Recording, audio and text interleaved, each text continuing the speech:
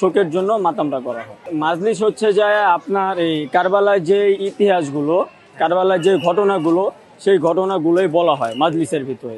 এখানে এসে আমরা আমাদের মনে করেন যে আলামগুলো আছে, আলাম করে আপনার যে আলামের যে ফুলগুলো, যে বাঁশগুলো, এগুলো আমরা এখানে এই পানি দিয়ে আমরা ঠান্ডা করি।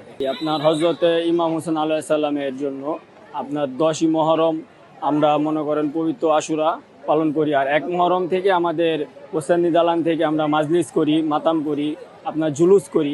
1 মুহররম থেকে আমরা শুরু করি।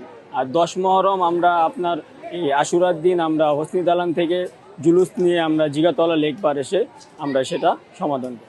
মাজলিস হচ্ছে যে আপনার এই কারবালার যে ইতিহাসগুলো, কারবালার যে ঘটনাগুলো, সেই ঘটনাগুলোই বলা হয় মাজলিসের ভিতরে।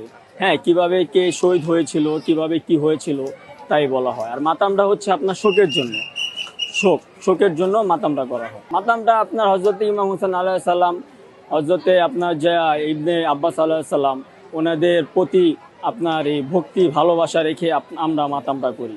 মাতামটা হচ্ছে যে আপনার এই শোক, একটা শোক যেটা বলা হয় শোক।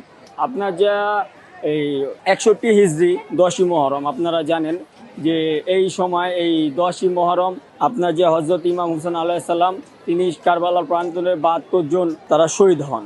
তার ভিতরে ইমাম হোসেন আলাইহিস সালামের পরিবারের অনেকজন সদস্য ছিল। 6 মাসের শিশু হজরত আলী আসগর, হজরতে বিবি জাইনাব, হজরতে ইমামে সাজ্জাদ, হজরতে আলী আকবর, হজরতে ইমাম কাসেম, হজরতে কাসেম আলাইহিস সালাম, হজরতে আলী আসগর আলাইহিস সালাম, ওনাদের প্রতি ভক্তি ও ভালোবাসা রেখে আমরা এই শোকটা পালন করি, আমরা এই মাতামটা করি। আমরা সারা বিশ্বে একটাই বার্তা দিতে চাই, 61 হিজরি হজরত ইমাম হোসেন আলাইহিস সালাম তিনি তার পরিবার সহ কারবালার প্রান্তরে শহীদ হয়েছিলেন। আজকে যদি আমরা এই শোক, এই মুহররম, এই মাজলিসটা, এই জুলুসটা করি, এই কারণে এটা দুনিয়ার লোক দেখুক যে 10ই মুহররম কি হয়েছিল, কিভাবে কি হয়েছিল, সেটা তারা দেখুক, জানুক, বুঝুক। তার জন্যই আমরা এই জুলুসটা করি। এখানে এসে আমরা আমাদের মনে করেন যে আলামগুলো আছে, আলাম করে আপনার যে আলামের যে ফুলগুলো, যে বাঁশগুলো, এগুলো আমরা এখানে এই পানি দিয়ে আমরা ঠান্ডা করি। এটা আমাদের আগে থেকেই শুরু, সেটা আমাদের পূর্বপুরুষ থেকে, মানে এখান থেকে শুরু। আমরা তার মাধ্যমেই সেই ধারায় আমরা করে আসছি।